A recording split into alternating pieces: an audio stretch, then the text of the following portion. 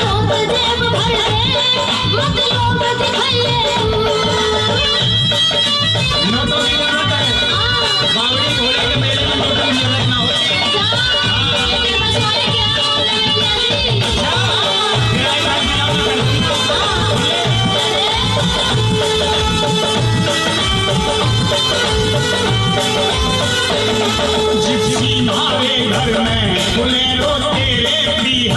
मैं तो कावड़ लाऊंगी ना बैठूं मोटर में। शिवजी हमारे घर में और तेरे पीहर में।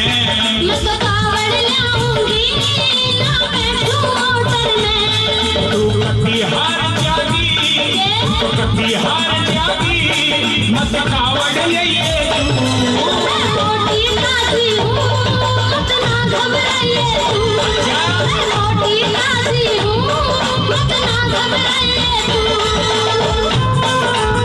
घर के काम में काम जब तक डरावने सिलाई बना करते।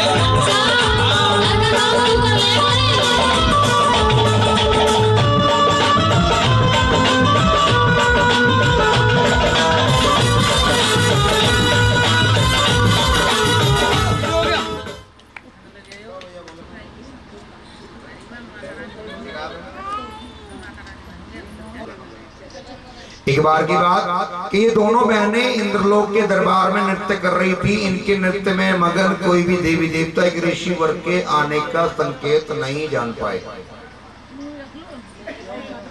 यानी कि जिस समय पर इंद्रलोक, इंद्र दरबार में, स्वर्गलोक में इंद्र महाराज अप्सराओं के नृत्य में लीन थे, वहां पर एक ऋषि वर आए जिनका नाम था भृगु ऋषि। भृगु ऋषि जब स्वर्गलोक के अंदर आए तो इनके आने का संकेत कोई नहीं जान पाया, क्योंकि सभी अप्सराओं के नृत्य में मगन थे।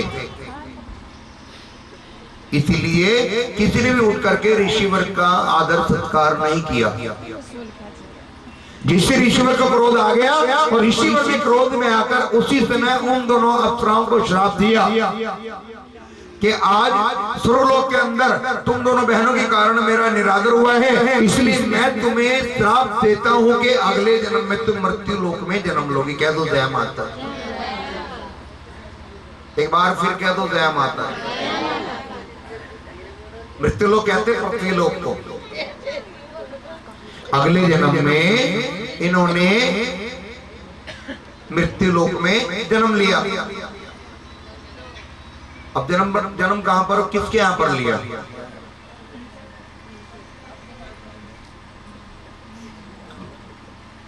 एक राजा थे और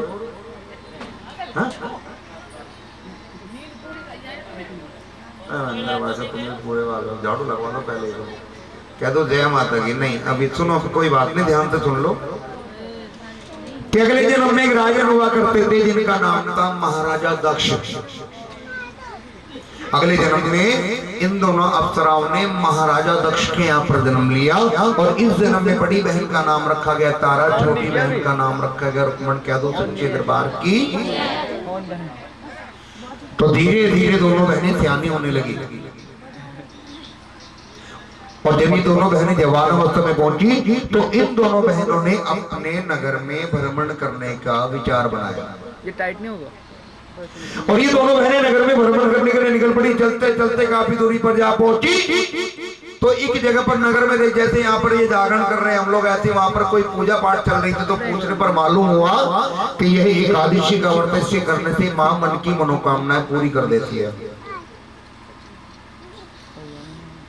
तो उसका विधि विधान मालूम किया और अपने महलों में लौट आई। और महलों में आने के पश्चात बड़ी बहन तारा ने छोटी बहन रुक्मण को आदेश दिया कि तुम जंगलों में जाओ और व्रत फल और आहार ले आओ। अपनी बड़ी बहन तारा का आदेश पाकर छोटी बहन रुक्मण फल और आहार लाने के लिए जंगलों की ओर चल पड़ी। चलते चलते काफी दूरी पर जा पहुंची और भूख और प्यास से व्याकुल होकर जमीन पर मूर्छित होकर गिर पड़ी। पास में भीलों का कबीला था। भील अपने कबीले में जश्न मना रहे थे और जब भीलों ने रुक्मण को वहां पर पड़े हुए पाया, उसके मुख पर जल के छींटे दिए, जिससे कि रुक्मण को होश आ गया। और जब भीलों का जश्न समाप्त हुआ, उन्होंने पत्ते पर एक चावल और मांस का प्रसाद उसके हाथ पर थमा दिया। क्या तुम देखते दरबार की। भूख और प्यास की कहानी है, मैंने जान पाई कि यह किस चीज का प्रसाद है और उसने गलती से उसका सेवन कर लिया। क्या तो जय माता। कितनी मरी मरी से आवाज आ रही है। क्या तो जय माता। उत्तर क्यों दिखा रही हो? एक बार प्यार से क्या तो जय माता। ऐसे बोला करो। देखो मेरा तो ये काम है। 2 मिनट तो लगेगी मुझे कहने में, मेरा ये काम है, मुझे इस काम के करने के पैसे भी मिलते हैं, भक्ति भी करने को मिलती है, हैं? और आपको भक्ति मिली तो इसे क्यों खो रहे हो? ये रात ये पल बार बार नहीं मिलता। बड़े नसीब वाले हम और आप यहाँ बैठे हुए हैं। करोड़ों में चुनती है जो उसके दरबार में बैठा होता, करोड़ों में एक होता जो यहाँ आके बैठा होता है। नहीं तो क्षमा चाहूंगा, बुरा मत मानना, जो अभागे होंगे ना, अभागे वो गली में होते हैं तो भी सो ही रहे होंगे, अपने घर में आए भी नहीं होंगे, आते तो कह दो जय माता की, क्योंकि यहाँ वही आएगा जिसके नसीब होगा, जिसे माँ बुलाएगी। हाजिरी तो लगा दी, बाहर जरा प्यार से कह दो जय माता की। हाँ, ऐसे जय घोष किया करो, जय घोष करने से हमारे जन्म जन्मांतर तक के कष्ट कट जाते हैं। मतलब कि राज बीच में नहीं है तो वो और प्याज की गाड़ी हमने जान पाई कि ये किस चीज का प्रसाद है, गलती से उसका सेवन कर लिया। और जब वो महलों की ओर चली तो बेलों ने एक पत्ते पर और उसे चावल और मांस का प्रसाद दिया। जिस प्रसाद को लेकर वो महलों में जा पहुंची, महलों में जाकर उसने जैसे अपना हाथ तारा की ओर बढ़ाया तो तारा उसके अंदर से मांस की बदबू आई। तारा ने कहा कि रुकमत, तुम ये प्रसाद कहां से लाई हो? तो अपनी बड़ी बहन तारा को क्रोधी देखकर रुकमत घबरा गई और घबरा करके कहने लगी कि बहन, मैं चलते चलते नगर से बाहर जंगलों में जा पहुंची और वहां पर भीलों का कबीला था, गलती से वहां पर मैंने मांस का सेवन कर लिया। क्या तो जय माता। इतना सुनते ही तारा को क्रोध आ गया और तारा ने क्रोध में आकर उसी समय कहा कि रुकमत, तूने आज एकादशी के दिन तूने नीच हरकत की है, मांस का सेवन किया है, इसलिए मैं तुझे श्राप देती हूँ कि अगले जन्म में तू नीच योनि में जन्म लेगी और तेरा जीवन यापन कीड़े मकोड़े आदि खाकर ही होगा। क्या दो जय माता। श्राप प्राप्त करने के बाद रुकमत घबरा गई और घबरा कर उसने अपनी बहन के चरण पकड़ के कहा कि बहन, आपने मुझे श्राप तो दे दिया, लेकिन आप मुझे अपने श्राप से कोई मुक्ति का उपाय बताएं। तब तारा ने कहा कि मेरी इस श्राप से तुझे 2 ही बातें बता सकती हैं सिर्फ। कौन कौन सी 2 बातें? वो एक त्याग और एक परोपकार।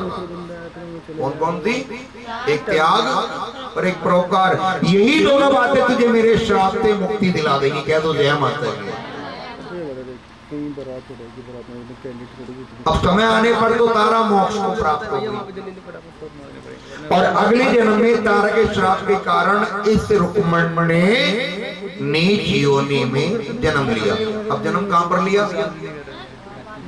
ये तो सबको पता है कि नीच योनि में जन्म लिया, लेकिन जन्म कहां पर लिया? अच्छा, गुरु गोरखनाथ के बारे में कौन कौन जानते हैं? हाँ, गुरु गोरखनाथ इतनी सारी जनता में एक ही जानती है बच्चे।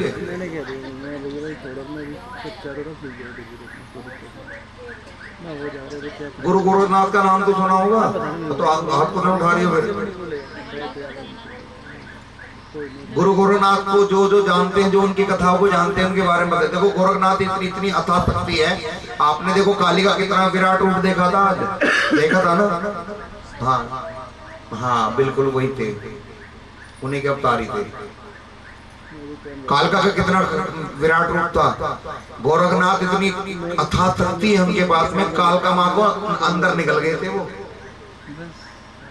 ज्वाला जी कौन कौन गए? हाँ तो डालो, शर्म की कोई बात नहीं, उठा के रखो। अच्छा, ज्वाला जी पे जब हम लोग ज्वाला ज्योत के दर्शन करके निकलते हैं तो एक छोटी सी पतली सी गली में से बाहर निकलते हैं, वहां पे जल भरा हुआ उबलता रहता है। वो उसे क्या बोलते हैं? गोरख डब्बी। क्या बोलते हैं उसे? गोरख डब्बी बोलते हैं। किसी समय पर वहां पर ज्वाला जी पर गुरु गोरखनाथ अपने शिष्यों के साथ आए, वहां पर उन्होंने डेरा डाल दिया। तो वहां पर मां ज्वाला ने मांग की गोरखनाथ से कि मेरा खिचड़ी खाने का मन कर रहा है। तो ये बताते हैं वहां पर गुरुजन जैसा संत महंत लोग कि अगर वहां का पंडा सच्ची आत्मा से अगर आज भी किसी से लेकर के उसमें चावल डाल दे तो चावल उबल जाते, लेकिन पानी बिल्कुल चिल्ड है वो और उबलता रहता है। ना तो आज तक वो खिचड़ी मांग के लौट के आए हैं, ना वो खिचड़ी बन पाई आज तक। कह दो सच्चे दरबार की, दरबार की, दरबार की। तो गुरु गोरखनाथ जी के नाम से था गोरख टीला। क्या था? गोरख टीला। कहां पर है? राजस्थान में है, दूर नहीं है ज्यादा, चले जाना देखने के लिए। गुरु जी के नाम से था गोरख टीला। उसी गोरख टीले पर छिपकली की योनि में जन्म लिया और वहीं पर कीड़े मकोड़े आदि खाकर अपना जीवन यापन करने लगे। और उसी समय की बात है, गुरु जी का शिष्य भी हुआ करता था जिसका नाम था केतुमान। केतुमान बड़ा ही घमंडी और निर्दय किस्म का इंसान था। नित्य दिन नई नई सिद्धियां किया करता था। आज भी सिद्धि पर बैठा हुआ था। और जहां पर वो सिद्धि पर बैठा हुआ था उसी आश्रम के अंदर गौ माता गुसाई प्यासी होने के कारण कमंडल के अंदर से जल पीने की चेष्टा की। इतना बड़ा नहीं था, कमंडल पृथ्वी पर गिर पड़ा। केतुमान का ध्यान भंग हो गया। क्या तो दया माता, ध्यान भंग होते ही केतुमान ने अपने हाथ में अपना चिमटा उठाया और गौ माता को मार मार कर लहू लुहान कर दिया। इस बात की सूचना गुरु गोरखनाथ के शिष्यों ने जाकर के गुरु जी को सुनाई। तो गुरु जी को बड़ा क्रोध आया और गुरु जी उसी समय अपने आश्रम के अंदर आए और केतुमान को अपने आश्रम से बाहर निकाल दिया और प्रण किया कि इस आश्रम के अंदर गौ माता का खून गिर चुका है, इसलिए इसका शुद्धिकरण कराने के लिए मुझे हवन और यज्ञ का कार्यक्रम कराना होगा। लेकिन वो यज्ञ उस दिन किया जाएगा जिस दिन ये गौ माता परिपूर्ण रूप से स्वस्थ हो जाएगी। और गौ माता को ठीक होने में पूरा 1.25 महीना लगा है, बताया जाता है। जब गौ माता को ठीक होने में पूरा 1.25 महीना लगा तो गुरुजी ने हवन की इजाजत दे दी। अब हम सभी जैसे उस टाइम पे भक्त होंगे, सभी मिलकर के हवन और यज्ञ की तैयारी कर रहे थे।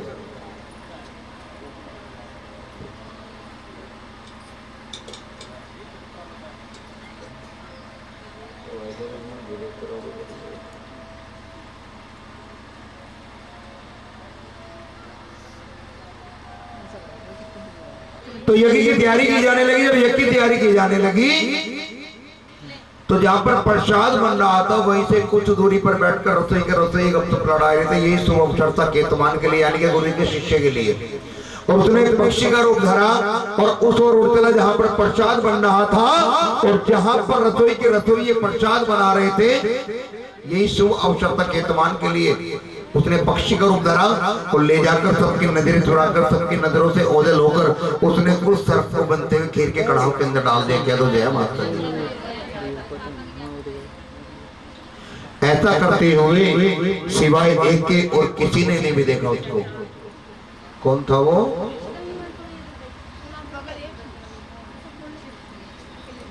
छिपकली। सबको पता छिपकली के बारे में।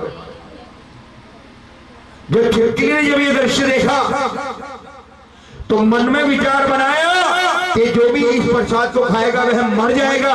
ऐसा कौन सा उपाय करना चाहिए कोई भी इस प्रसाद को ना खाए और सबकी जानें बच जाएं। तो उसे पिछले दिनों में दोनों बातें याद आई। कौन कौन थी? हा? एक त्याग और एक परोपकार। जब रसोई के रसोई खीर के कढ़ा को लेने के लिए रसोई के अंदर आए तो छिपकली ने छपाक से उसके अंदर छलांग लगा दी।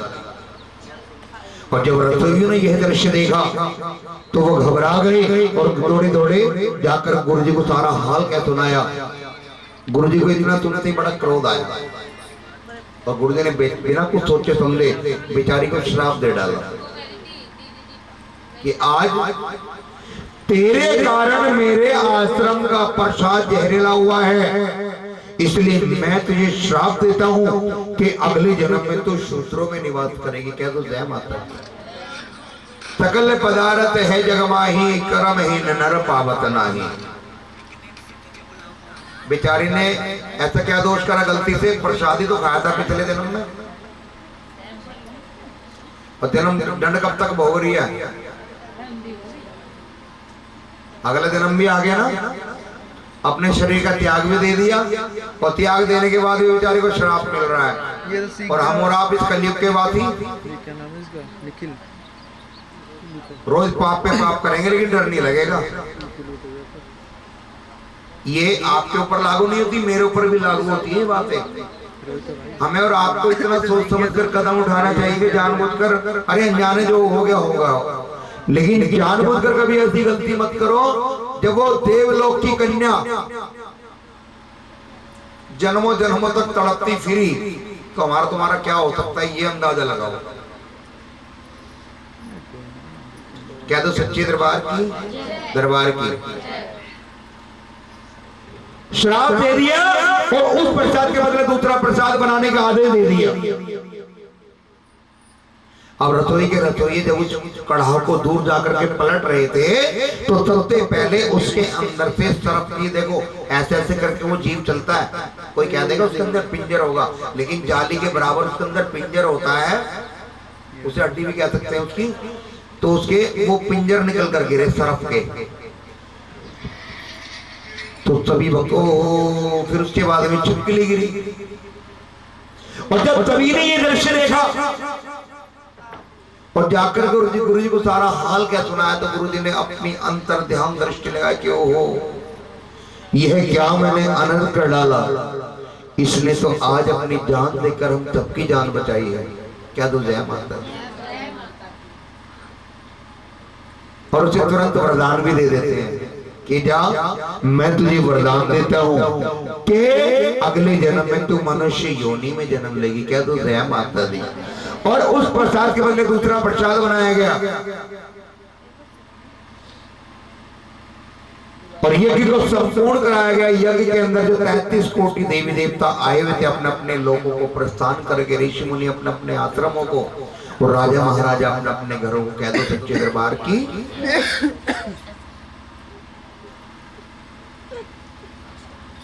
और सभी अपने अपने कार्य में व्यस्त हुए। तो बताइए गुरु जी के आदेशानुसार, गुरु जी के वरदान अनुसार अगले जन्म में इस छिपकली ने कहां पर जन्म लिया?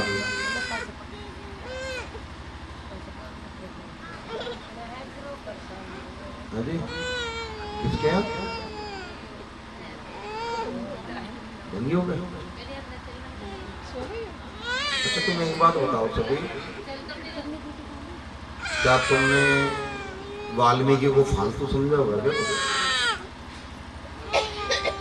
कह दो सच्चे दरबार की।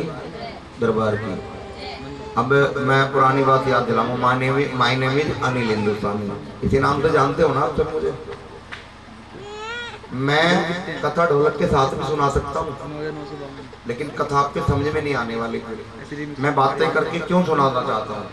ताकि मेरे धर्म के प्रति जितने भी सनातन धर्म के हम लोग हैं उनके सभी बातें समझ में आ जाए। मैं आजकल वो वाला काम कर रहा हूँ जानबूझ के, ये वाला काम बहुत कम कर रहा हूँ। म्यूजिशियन का काम कर रखा मैंने जानबूझ के। न सर में दर्द होता जरा से भी, टाइम पे जाओ, टाइम पे खोल के अपने घर चले जाओ। कह दो जय माता दी। कह दो सच्चे दरबार की। अगले जन्म में एक राजन हुआ करते थे जिनका नाम था महाराजा स्पर्श। क्या नाम था? और वो पंजाब प्रांत के राजा थे। वो माँ के अनन्य भक्तों में से एक थे। जब तक वो स्नान करके माँ का पूजन नहीं कर लेते थे तब तक वो अन्न जल ग्रहण नहीं किया करते थे। आज बैठे माँ की आराधना कर रहे हैं, उन्हें ऐसा सोच कर रोना आ गया कि हे माँ, आपका दिया हुआ मेरे पास सब कुछ है, नहीं तो सिर्फ एक संतान जो मेरे वंश को चला सके, जो मेरे अगत को चला सके, मेरे भी महलों में किलकारियां गूंज सके। क्या दो जय माता। और उन्हें ऐसा सोचकर रोना आ गया। ये हृदय विचार वाली होती है, इसका हृदय पिघल गया और इसकी माला से एक फूल टूटकर राजा स्पर्श की गोद में जा गिरा। क्या तो जय माता। एक बार जरा प्यार से कह दो जय माता।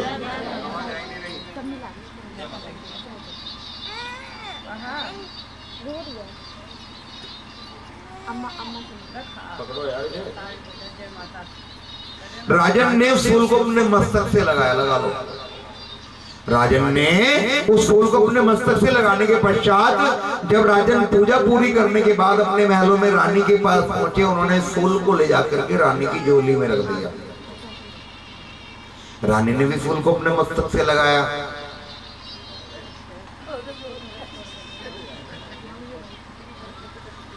और उनकी रानी ने उस फूल को अपने पास संभाल के रखा। देखो बेटा, तुम तो संतान से परिपूर्ण दोनों आते, आप तुम्हारी दोनों मुट्ठियां। अरे बेटा क्या हो रहा, देखियो चमकेगा, इसलिए आप इस कन्या का नाम तारा रखिए। कह दो जय माता दी। कन्या का नाम फिर तारा रखा गया। धीरे धीरे धीरे धीरे कन्या सियानी होने लगी तो राजन की रानी ने एक कन्या को और जन्म दिया। इस बार फिर राजन की खुशी का ठिकाना न रहा और उन्होंने पंडितों को बुलाकर इस बार फिर उसकी जन्म कुंडली बनवाने की कोशिश की। इस बार उसकी जन्म कुंडली बहुत खराब आई।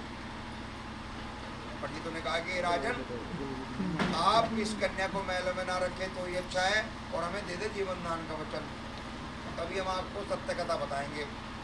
राजा ने कहा कि ठीक है, मैं तुम्हें कुछ नहीं कहूँगा, तुम्हें जीवन दान का वचन देता हूँ।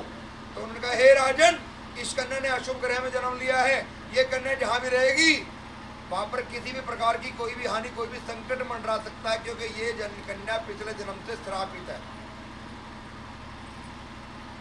अब श्राप किसका लगा हुआ था? गोरखनाथ जी का। देखो गोरखनाथ की शक्ति को, श्राप टल भी गया और टला भी नहीं। क्योंकि शूद्र का मतलब क्या होता है?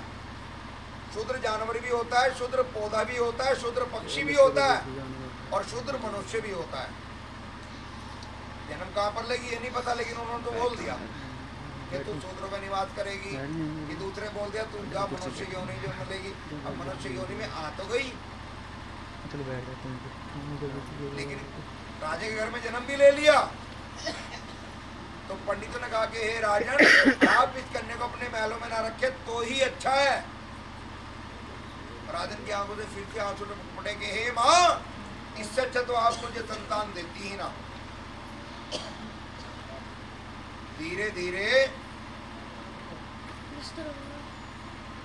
राजन का समय जब व्यतीत होता जा रहा था और पंडितों ने उसे सलाह दी, तो उसने एक सुंदर सी कन्या के लिए पेटी बनवाई और उस कन्या को उसमें लिटाकर अंदर बाहर ऊपर नीचे इतने हीरे मोती जवाहरात चढ़वा दिए ताकि उस कन्या को जो भी ले उसका लालन पालन उसका कन्यादान भी समय पर करा सके। क्या तो जय माता दी। पेटी बनवाई गई, कन्या को लिटाया गया और कन्या को नदी में जल प्रवाह करा दिया। क्या तो सच्चे दरबार की जय। अब पेटी बहते बहते कहाँ पहुंची? हिमाचल नगरी में। हिमाचल नगरी में एक राज्य हुआ करता था जिसे कहा जाता था हरिपुर। हरिपुर राज्य में राजा राज किया करते थे, राजा हरिचंद। एक सत्यवादी भी हुए हैं, लेकिन ये हरिचंद थे। और ये हरिपुर राज्य कहाँ पर हुआ करता था?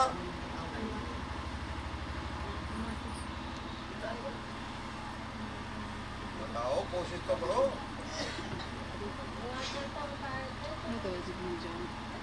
हिमाचल प्रदेश बोला मैंने।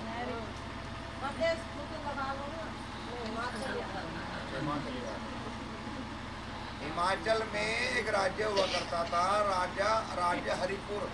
और हरिपुर कहाँ था बताता हूँ, खुल के बताऊंगा। आपने लाहौर का नाम किस किसी ने सुना है? लाहौर, वही पाकिस्तान वाला।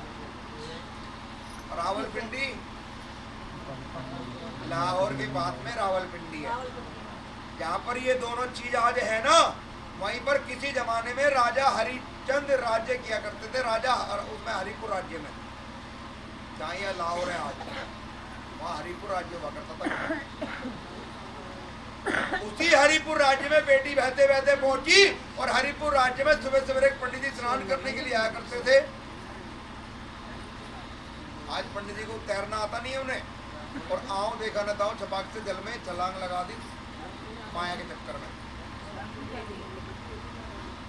अब जब तक किसी के भाग्य में कोई धन संपत्ति आस औलाद नहीं होती ना, मेरी प्यारी माता बहनों बुरा मत मानना, उसे वो जब तक नहीं मिल सकती जब तक उसके भाग्य में या नसीब में ना हो। ऐसे पंडित जी के भाग्य में पेटी थी नहीं है। पंडित जी जितना पेटी के पास जाते, पेटी उतनी ही आगे की तरफ जाती। अब जब पंडित जी के पहले चरण गए, फिर घुटने गए, फिर धीरे धीरे तगड़ी तक चले गए, फिर यहाँ सीने तक चले गए, और जब जल आ गए यहाँ पे विचार करने लगे, ऐसी माया किस काम की जो मेरी जान चली जाए। और नदी से बाहर आके प्रतीक्षा करने लगे कि जो भी इस नदी पर आएगा मैं उसी से पेटी को बाहर निकलवाऊंगा। ये लाइट वाला नहीं है कि जो तार जोड़ दे साउंड के। अभी तो आरती भी होनी है। हाथ जोड़ के बोले पंडित जी महाराज क्या आदेश है? कि भैया पेटी देख रहे हो? कि हाँ पंडित जी महाराज पेटी तो मैं देख रहा हूँ। क्या होगा, पेटी को बाहर निकाल रहा हूँ। भील वक्त के भाग्य में वो पेटी थी। भीलों का नदी में गया, कहते भीलों का नदी में पेटी को हाथ लगाया। पंडित जी के मन में डबल लालच आ गया। तो भील भैया एक बात का ध्यान रखे, भीतर भीतर का तेरा, बाहर बाहर का मेरा, जल्दी में उल्टा बोल गया। बुलाने वाला तो वो बैठा है, ये बैठी बुलवाने वाली है। अभी सपोज करो समझ आऊंगा, बुरा मत मानना। हालांकि अभी मैं उठा के इसे चुपचाप यहाँ रख लूँ। तुम नहीं देख रहे, वो देख रही है। ऐसी जगह मारेगी ना, साथ नहीं आने देने की, पता भी नहीं चलता इंसान को। आदमी कुछ पल के लिए खुश हो जाता है। ओ 1000 रुपये बन गए मेरे चार्ट में, लेकिन 1000 के लाख ही लगेंगे फिर वो। कह दो सच्चे दरबार की जल्दी जल्दी में उल्टा बोल गए। अब जब उल्टा बोल गए तो अपने बच्चों पे उन्हें अटल लेना पड़ा। जब भी लोग पेटी को बाहर लाया, पंडित जी का पेटी को खोल दो, पेटी खोल दी गई। दोनों एक सुंदर सी सांवली सी सलोनी सी कन्या का दर्शन करते हैं। कन्या अपने उल्टे पैर का मुंडा चूट रही होती है। वो पंडित जी ने देरी नहीं करी, बिल्कुल भी फटाफट उस कन्या को उठाया और भील वक्त को गोद में कहा, देखे देख भाई मैंने कहा था पहले ही, इसलिए कन्या तो तेरी नहीं पेटी आज यहीं तक नहाए थे गलती से, बस ऊपर तो छूट के रह गए होंगे। और पेटी बगल में दवाई, ये जाए और वो जाए। और इधर भील वक्त उस कन्या को निहारने लगा। एक बार ऊपर परमपिता परमेश्वर को देखता, एक बार उस कन्या को देखता। कहने लगा, हे प्रभु आज मेरी कैसी परीक्षा ले रहे हो? अगर मैं इस कन्या को यहाँ किनारे पे छोड़ करके मछलियां पकड़ूंगा तो कहीं ऐसा ना हो कन्या नदी में गिर जाए। अभी तो मैं इसे बचा के लाया हूँ और ये हत्या मेरे गले पड़ जाएगी। फिर उसने परम पिता परमेश्वर से अर्जी लगा करके कि कोई बात नहीं, आज बिना खाए रह लूंगा। उस कन्या को लेकर के वो अपने घर जा पहुंचा। घर जाकर के जैसे ही उसने उस कन्या को अपनी पत्नी की गोद में दिया तो प्यारे भक्तों बताया जाता है कि उसकी पत्नी ने जब उस कन्या को अपनी गोद सीने से लगाया तो उसके सपनों में दूध उतर आया। वो सच्चे दरबार की उन्होंने साक्षात उसे परमपिता परमेश्वर का प्रसाद किया और उसका लालन पालन आरंभ कर दिया। तो बताइए जन्म में इस कन्या का नाम क्या रखा गया?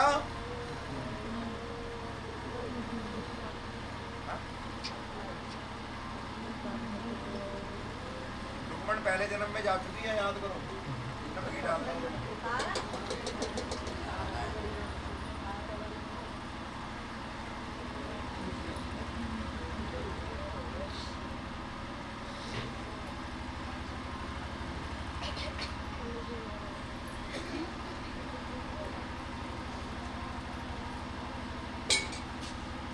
इस जन्म में इस कन्या का नाम रखा गया रुको। क्या नाम रखा गया? रुको। बोल ही दिया।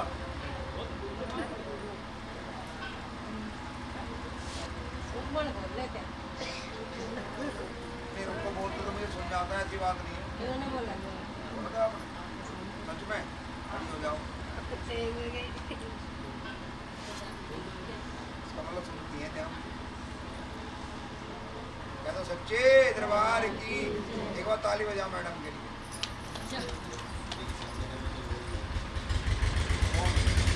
अब हमारी बेटी जवान वर्ग की आवश्यकता है। अब बताते हैं कि जी लोग ने हरिपुर के राज्य में ही राजन ज्ञान सभाए का कार्य करने वाले युवक के साथ धीरे धीरे धीरे विवाह का समय नजदीक आ गया और कन्यादान कराएगा, विदाई भी कराई जाएगी और ये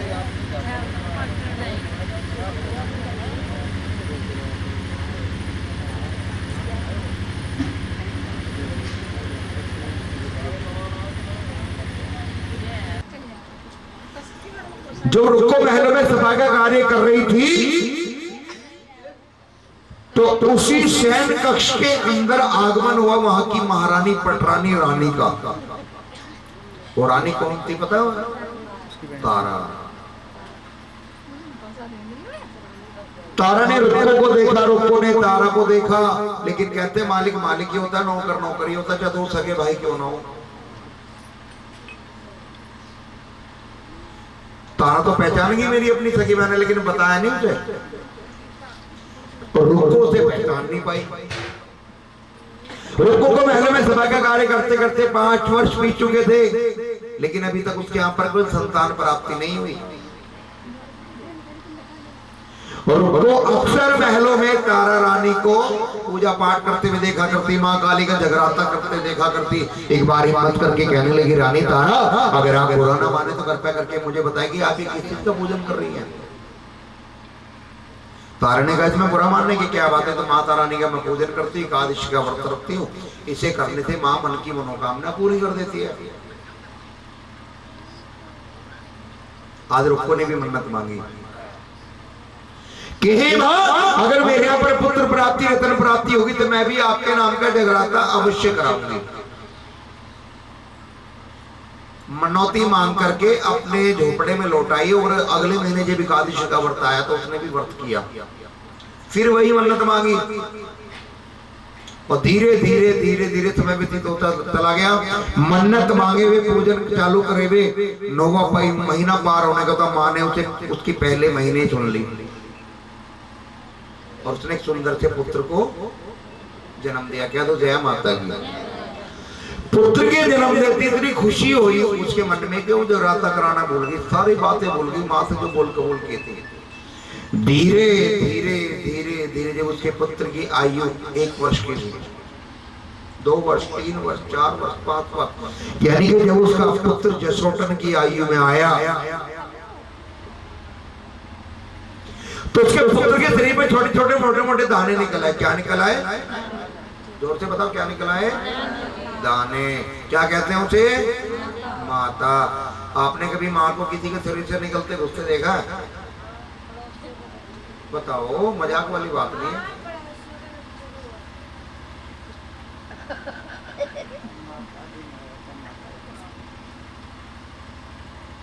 माइक में लिवा के झगड़ा करवाएगा, वैसे नाम तो ले रहा हूँ, इशारे में बता दो।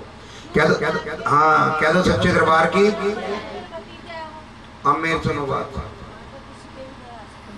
अरे मैं तो सुन लो, मैं और आप या कोई भी बुरा मत मानना, हम और आप जीवन में कभी इतने पवित्र हो ही नहीं सकते। एक कड़वा सच बता रहा हूँ यहाँ बैठ करके कि हमारे और आपके शरीर पे कोई माता रानी आ सके।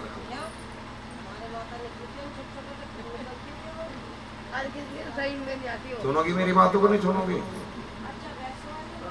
हाँ, मैंने ये बोला है सिर्फ, क्या आप लोगों ने कभी किसी के शरीर से माँ को निकलते गुस्से देखा है? नहीं, ये मेरी माँ का प्रकोप था। हम और आप जीवन में कभी इतने पवित्र नहीं हो सकते कि हमारे शरीर में ये पवित्र शक्ति है, पवित्र प्रवेश कर सके।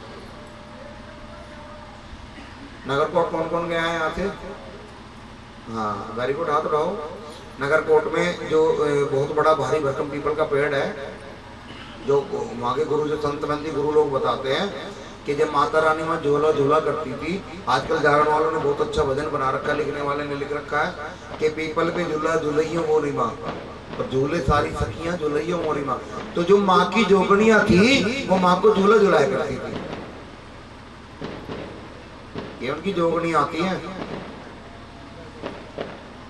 जिसे माँ समझते हैं, लेकिन है वो जोगनियां, ये पवित्र शक्ति तो आ ही नहीं सकती। कह दो सच्चे दरबार की। 21 साल तक मैं भी गद्दी पे बैठा हूँ, एहसास होता था क्या माँ है, इतना तो एहसास होता था, आज भी होता है। आवाज भी आ जाती थी कानों में, कहते नहीं ऐसे हो जाएगा, तो मेरे शरीर में कभी नहीं आई भाई वो। तो मैं तो यकीन करता नहीं बातों पे, बुरा मत मानना, क्या तो सच्चे दरबार की हाँ जोगनी होती है वो आती है, उनके आने पर शरीर इतनी बुरी तरह घूम जाता जिसे हम कहते हैं ये काली मिष्ठान खा रही हो। राजा कहने लगे हो इसने तो ये प्रसाद खा भी लिया, अभी तो ये मेरे महल में जाने योग्य, अभी ये रहने के योग्य भी नहीं वहां पर। कह तो सच्चा होगी, पहले दिखाओ तुम्हारी झोली में किस चीज का प्रसाद है। तारा कहने लगे राजन जितनी करते आप महलों में चले, मैं वहीं पर चलकर ही आपको प्रसाद दिखा दूंगा। लेकिन राजा नहीं माने और उन्होंने क्रोध में आकर उसी समय तारा की झोली के काट कर 2 टुकड़े कर दिए, लेकिन प्रसाद पृथ्वी पर नहीं गिरा। जब प्रसाद पृथ्वी पर नहीं गिरा राजन और चकित हो गए, कहने लगे ओहो ये तो लग रहा जादू टोना भी जानती है कोई, भाई तलवार साड़ी के पल्लू के कट के 2 टुकड़े हो गए, प्रसाद पृथ्वी पर नहीं गिरा, तो ऐसा क्या चमत्कार हो रहा है। और उसकी झोली में जो मात का प्रसाद था वो उसी समय बकरे का जो शीश था वो बन गया त्रिफल। ये काय के बदले बन गए 5 फल, 5 पुष्प और 5 मेवा। कह दो सच्चे दरबार की। जब 5 फल, 5 पुष्प और 5 मेवा बनी, राजा बड़े चकित हुए, कहने लगे तारा तुम जादू टोना भी जानती हो। कहने लगे मैं माँ के राजन में कोई जादू टोना नहीं जानती, ये तो मेरी माँ का पंथ है, मेरी माँ की शक्ति है। अब राजन को जीत होगी, कहने लगा तेरी माँ में अगर इतनी शक्ति ना, अपनी माँ के दर्शन करा के दिखा मुझे। तो जब माँ की शक्ति का जिक्र आया, तारा ने भी फटाक से कह दिया कि राजन अगर आपको माँ के दर्शन करने हैं ना, आपको जीवन में जो सबसे प्रिय वस्तु होगी आपको उसका त्याग और बलिदान करना पड़ेगा। अब राजन के जन्म में तो अपना प्रिय पुत्र और अपना वो घोड़ा था, अपने घोड़े को बुलाया, अपने पुत्र को बुलाया और तारा के कहने पर अपने तलवार से उनके टुकड़े टुकड़े करके चूल्हे पर प्रसाद बनने के लिए रख दिया। और जब प्रसाद बन गया तो अपने हाथों से जब राजन ने माँ को भोग लगाया, माँ ने साक्षात उसे विराट रूप में दर्शन दिए कि मांगो बेटा हरि, मैं तुम्हारी भक्ति से बड़ी प्रसन्न हूँ, क्या मांगते हो। अब राजन ने जैसे माँ के विराट रूप के दर्शन किए, राजन ने तुरंत माँ के चरणों में दंडवत प्रणाम करके माँ के चरणों को पकड़ के छोड़ा नहीं। कहने लगे माँ अपने चरणों में मुझे जगह दे दो, मुझे अपनी भक्ति प्रदान कर दो, आज मैं धन्य धान्य हो गया। माँ कहने लगे नहीं बेटा मांगो हरि, तुम मुझसे क्या वरदान मांगते हो। लेकिन राजा ने बताते हैं वरदान नहीं मांगा बिल्कुल भी माँ से। तो यहाँ माँ ने अपना आप कहा कि राजन मैं तुम्हारी भक्ति से बड़ी प्रसन्न हूँ, इसलिए मैं तुम्हें 2 वरदान देती हूँ, लगाओ अपने पुत्र को आवाज, लगाओ अपने घोड़े को आवाज।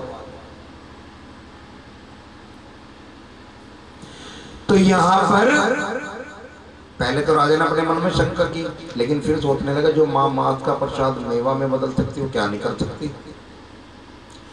और तुरंत उन्होंने अपने पुत्र को आवाज लगाई, पुत्र दौड़ता हुआ आया, अपने पिता के सीने से लिपट कर प्यार करने लगा। तो पिताश्री ने कहने लगे बेटा तुम कहाँ पर थे। पता बेटे ने क्या कहा कि पिताजी मैं तो माँ के आंचल में सो रहा था। कह दो सच्चे दरबार की। फिर अपने घोड़े को बुलाया, घोड़ा टप टप करता हुआ राजन के पास आकर के रुका। तो बताते पहले पशु पक्षी और जानवर बोला करते थे। कहने लगे तुम कहां पर थे। तो घोड़े ने भी जवाब दिया कि मैं तो स्वर्ग लोक और वैष्णव लोक की सैर करके आ रहा हूँ। कह दो सच्चे दरबार की। अपने घोड़े और अपने पुत्र को प्राप्त करने के बाद राजन की खुशी का ठिकाने न रहा और उसी समय जिस पात्र में वो मात का प्रसाद राजन ने बनाया था घोड़े और अपने पुत्र का, उसी पात्र में उसी समय उनके बदले बन गया हलवा और चने। कह दो सच्चे दरबार की।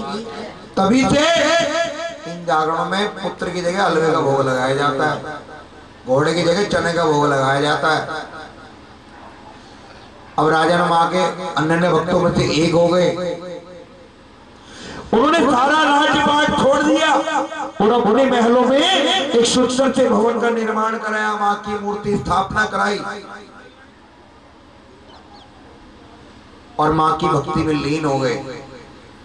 तो भक्तों यहाँ माता रानी ने दर्शन देकर राजन से क्या कहा कि आज के बाद मुझे किसी के पुत्र की बलि नहीं चाहिए, मुझे पुत्र के रूप में ये हलवे का भोग स्वीकार होगा। आज के बाद मुझे किसी पशु की बलि नहीं चाहिए, मुझे घोड़े के बदले चने का भोग स्वीकार होगा। कह दो जय माता दी। मुझे किसी बकरे का शीश नहीं चाहिए, मुझे बकरे के शीश के बदले श्रीफल यानी कि नारियल स्वीकार होगा। और ये काया के बदले 5 फल 5 पुष्प 5 मेवा तभी से मां को चढ़ाए जाने लगे। कह दो जय माता दी। अब यहाँ पर राजा मां की भक्ति करते करते तो एक बार जब ये भक्ति कर रहे थे, मां ने सभी को अपने पास बुलाया। भील को, भील परिवार को, तारा को, राजा हरि को। जब राजा हरि की फैमिली को बुलाया, भील परिवार को बुलाया, यहाँ पर माता रानी ने उन्हें वरदान दिया, दोनों बहनों को। आज के बाद मेरे काली के जगराते नहीं, मैं अष्टमी के जागरण होंगे, उनमें मुझे हलवे चने का भोग स्वीकार होगा। और अगर उन जागरणों में, इन जागरणों में तारा रानी की कथा सुनाई जाने लगी। कह दो जय माता दी, कह दो जय माता दी।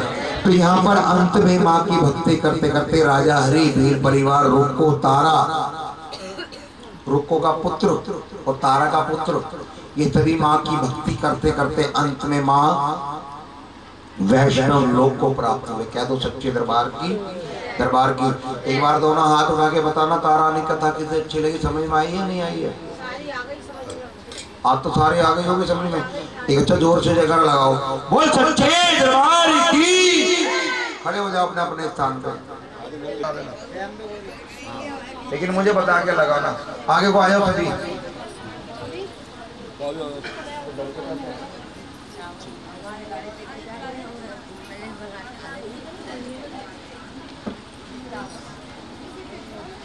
चावल यहाँ छोड़ दो, छोड़ देंगे, छोड़ दो, इसमें मत डालो, हलवे मत डालने के करके छोड़ दो।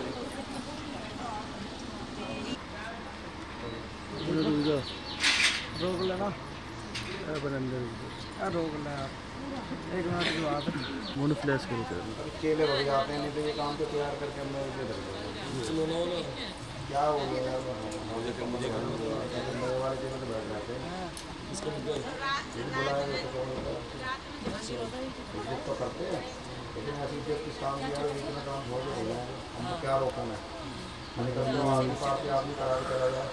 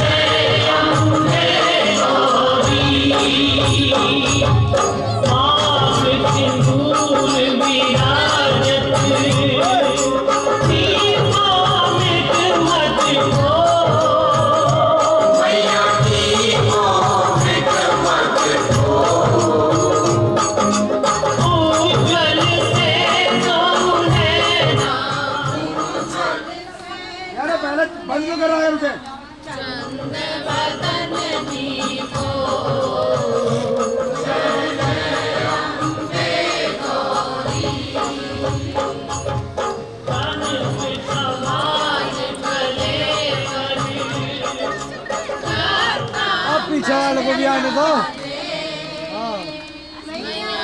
पीछे वाले को भी आने दो, पीछे वाले को भी आने दो। मम्मी पापा बुला लो, मम्मी पापा। मैया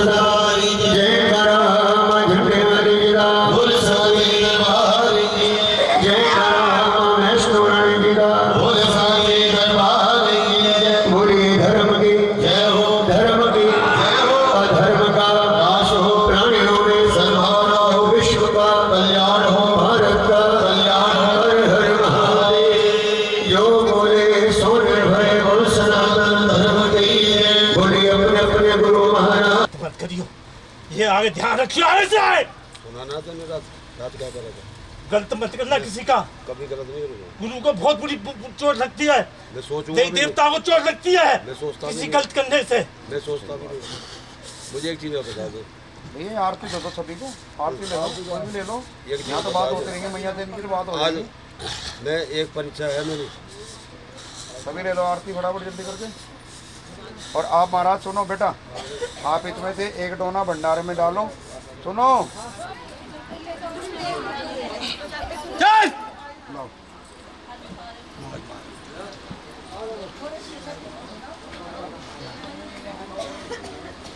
चल भाई। क्या समस्या है?